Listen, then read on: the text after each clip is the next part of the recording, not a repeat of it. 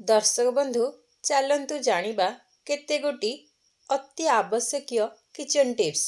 Number एक जदि आपण गुंड मसला रे किछि लुण मिसाई देउछंती तेबे मसला खराब न होई अधिक दिन जाए फ्रेश होई रही थाए। नंबर 2 हालुआ रे सुखिला चीनी न पकाई जदि आपण चीनी सिरा पकाउछंती तेबे हालुआ अधिक स्वादिष्ट लागिबो। नंबर 3 दोसा को अधिक क्रिस्पी तैयारी करिबा पई दोसा बैटर रे किछि मेथी पाउडर पकाई दियंतु। एहा द्वारा दोसा खाइबाकू अत्यंत स्वादिष्ट लागिबो। नंबर 4 शीत दिने दही शीघ्र जमाइबा पई हेले गोटिए बासन रे किछि गरम पानी रखी ता उपरे आउ गोटिए बासन रे क्षीर रखी दियंतु। एहा द्वारा शीत दिन होले मध्य दही भल भाबरे जमा हो जाई थाए। नंबर 5 अदा रसुण और कंचा लंकार बटाकू अधिक दिन फ्रेश रखिबा पई चाहुथिले सेथिरे अल्प सोरिष तेल और अल्प हळदी पकाई बाटी एहाकू एयर टाइट कंटेनर रे रखी दियंतु। तापरे एहाकू फ्रिज रे रखिबा द्वारा 15 दिन पर्यंत फ्रेश होई रही थाए। नंबर 6 लेंबू को अधिक दिन जाए सुरक्षित रखिबा पई लेंबू को गोटिए पॉलिथिन रे रखी एक एयर टाइट कंटेनर रे स्टोर करी फ्रिज रे रखी दियंतु। नंबर 7 कदली और आलू काटिबा परे कला पड़ी जाए तेणु कला न हेबा पई पानी रे टिके हळदी मिसाई कदली और आलू को भल भाबरे धोई दियंतु। नंबर 8 रुटी को अधिक नरम और फुला फुला करिबा पई अट्टा चकटारे किछि क्षीर मिसाई चकटिले रुटी नरम हेबा सह भल फुलिबो मध्य। नंबर 9 गोटा अंडा को बा कंचा लंका को तेल रे फ्राए करिबा समय रे अंडा रे एवं कंचा लंका रे टिके कणा करिबा द्वारा तेल आउ आखिरे फुटी पड़िबो नाही कि छिटिकिबो नाही। नंबर 10 सोरिष जीरा और फुटण गरम तेल रे फुटिबा समय रे घोड़णी घोड़ाइबा द्वारा फुटण आउ छिटिकिबो नाही और गैस चूल्हा अपरिष्कार हेबो नाही। फुटण को सर्वदा तेल गरम हेबा परे फुटांतु। एहा द्वारा तरकारी किंबा भजार टेस्ट बढ़ी थाए। नंबर 11 जदि आपणकर पुदीना और धनिया चटनी पानिया होई जाइछि तेबे आपण सेथिरे किछि ब्रेड गुंड मिसाई परिबे। नंबर 12 चीनी जार रे अधिक दिन रहिले अठा होई जाए तेणु चीनी अठा न हेबा पई चीनी जार रे किछि सुखिला लंका रखी दियंतु। एहा द्वारा चीनी गोटा गोटा होई रहिबो। नंबर 13 कंचा पनीर जदि बळका रही जाए तेबे सेथिरे किछि चीनी छिंची फ्रिज रे रखी दियंतु। एहा द्वारा पनीर पूरा फ्रेश रहिबो। नंबर 14 टमाटो सूप रे किछि सुखिला पुदीना पत्र मिसाई दियंतु। एहा द्वारा टमाटो सूप अधिक स्वादिष्ट लागिबो। नंबर 15 अंडा मिश्रण रे 1 चमच पानी और 2 चमच क्षीर मिसाई दियंतु एवं जेतेबेले आपण अंडा भजा करूछंती तेबे बटर रे तैयारी करंतु। एपरि कले अंडा भजा नरम और स्वादिष्ट लागि थाए। नंबर 16 आंबो आचार रे हळदी एवं लुण देबा परे जेउ पानी बळका रही जाए सेही पानी को आचार रे उपयोग करंतु नाही कारण सेही पानी आचार को शीघ्र खराब करि देई थाए।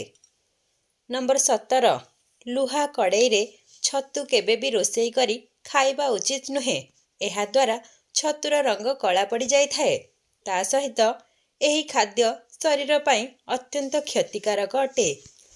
नंबर 18 तरकारी बा डालमा जदि तळु पोड़ी जाए बास्ना हुए तेबे कला जीरा और पान मधुरी को हल्का भाजी गुंड करी तरकारी रे पकांतु। एही दुईटी जिनिस मिसाइबा द्वारा पोड़ा बास्ना और पोड़ा स्वाद बिल्कुल आसी न थाए। नंबर 19 प्रतिदिन गोटिए लेखाएं सिजा अंडा खांतु। गोटिए लेखाएं सिजा अंडा शरीरर समस्त प्रोटीन र अभाव दूर करे एवं खरा दिने अधिक सिजा अंडा खांतु नाही। एहा द्वारा शरीर खराब हो जाई थाए। ନମ୍ବର 20 ଯେକୌଣସି ପୋଡ଼ପିଠାରେ କ୍ଷୀର ଏବଂ ଗୁଡ଼ ମିଶାଇବା ଦ୍ୱାରା ପିଠା ଏତେ ସ୍ୱାଦିଷ୍ଟ ହୋଇଥାଏ ଯେ ସମସ୍ତେ ପ୍ରତିଦିନ ପୋଡ଼ପିଠା ଖାଇବା ପାଇଁ ଇଚ୍ଛା କରିଥାନ୍ତି।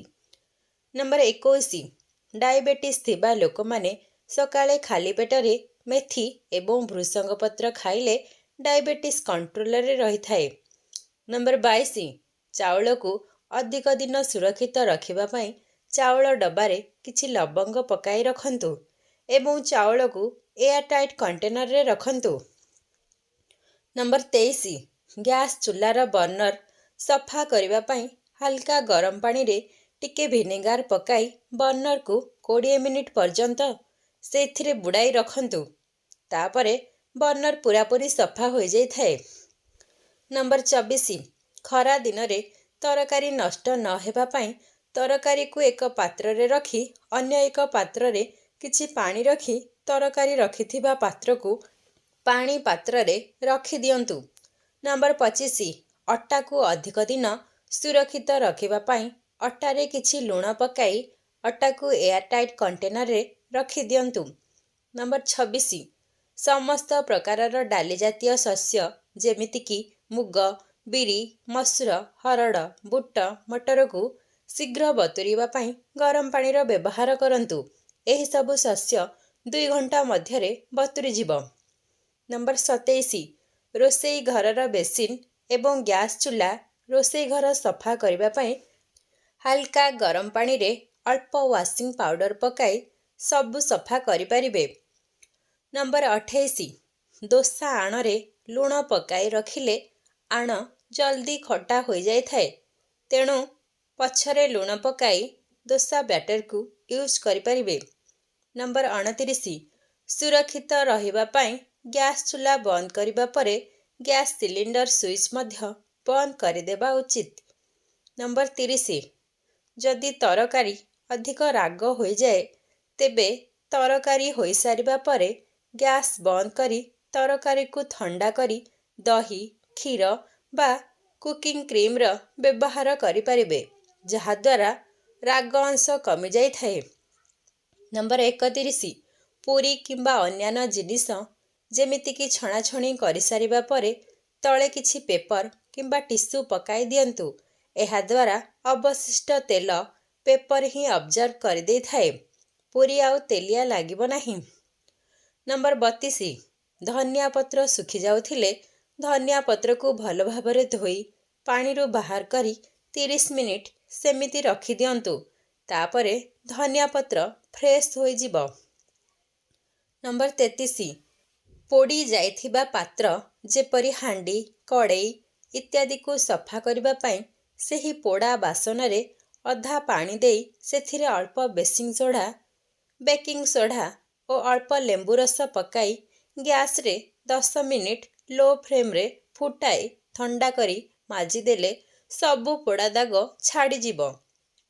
ନମ୍ବର 34 କଞ୍ଚା ପିଆଜ କିମ୍ବା ରସୁଣ ଖାଇସାରିବା ପରେ ପାଟିରୁ ସ୍ମେଲ୍ ବାହାରୁଥିଲେ ଖାଇସାରିବା ପରେ ଟିକେ ଚିନି କିମ୍ବା ଅଳ୍ପ ଲେମ୍ବୁ ରସ ଖାଇଦେଲେ ପାଟିରୁ ଆଉ ସ୍ମେଲ୍ ବାହାରିବ ନାହିଁ। ନମ୍ବର 35 ଗ୍ୟାସ୍ ସେଭିଂ ପାଇଁ କଡ଼େଇ, ତାୱା ଓ କୁକରକୁ ଭଲ ଭାବରେ ପାଣି ପୋଛି ତାପରେ ଗ୍ୟାସ୍ ଲଗାଇଲେ ତାୱା ଜଲ୍ଦି ଗରମ ହୋଇଯାଏ। ରୋଷେଇ ସମୟରେ ଘୋଡ଼ଣୀ ଦେଇ ରୋଷେଇ କଲେ ତରକାରୀ ଜଲ୍ଦି ସିଝିଯାଇଥାଏ। କମ୍ ଗ୍ୟାସ୍ ଓ କମ୍ ସମୟରେ ରୋଷେଇ ଜଲ୍ଦି ହୋଇଯାଇଥାଏ। ନମ୍ବର 36 ଲୁଣ ଯଦି ହାତରେ ଲାଗିଯାଏ ତେବେ ଇଆଡ଼େ ସିଆଡ଼େ ନ ପୋଛି ହାତ ଧୋଇନେବା ଉଚିତ, ନଚେତ୍ ଘରେ ଋଣ ବଢ଼ିଥାଏ। ନମ୍ବର 37 ଲେମ୍ବୁ ଚୋପାକୁ ଶୁଖାଇ ଗୁଣ୍ଡ କରି ସେଥିରେ ଇଟା ଗୁଣ୍ଡ ମିଶାଇ କିଛି ସର୍ଫ ମିଶାଇ ବାସନ মাজନ୍ତୁ। ବାସନ ପୁରା ସଫା ହୋଇଯିବ ଏବଂ କମ୍ ଖର୍ଚ୍ଚରେ ହୋଇଯିବ। ନମ୍ବର 38 ଚିନି ଡବାରେ କିଛି ଲବଙ୍ଗ ପକାଇ ରଖିଲେ ସେଥିରେ ଆଉ ପିମ୍ପୁଡ଼ି ହେବ ନାହିଁ। ନମ୍ବର 39 କଦଳୀ ଆଦି କାଟିଲେ ହାତ କଳା ପଡ଼ିଯାଇଥାଏ। ଆଳୁ କାଟିକି ସେଥିରେ ଘଷନ୍ତୁ, ଏହାଦ୍ୱାରା କଳା ଦାଗ ଛାଡ଼ିଯାଇଥାଏ। ନମ୍ବର 40 ପିଆଜ କଟା ଗନ୍ଧ ଓ ମାଛ କଟା ଗନ୍ଧ ହାତରୁ ନ ଗଲେ ଲେମ୍ବୁରେ ଲୁଣ ମିଶାଇ ହାତରେ ଘଷି ଦିଅନ୍ତୁ। ଏହାଦ୍ୱାରା ଗନ୍ଧ ସବୁ ପଳେଇ ଯାଇଥାଏ। ଦର୍ଶକ ବନ୍ଧୁ, ଆମର ଏହି ଅତି ଆବଶ୍ୟକୀୟ କିଚେନ୍ ଟିପ୍ସ ଗୁଡ଼ିକ ଆପଣମାନଙ୍କୁ କିପରି ଲାଗିଲା କମେଣ୍ଟରେ ଜଣାଇବାକୁ ଆଦୌ ଭୁଲିବେ ନାହିଁ।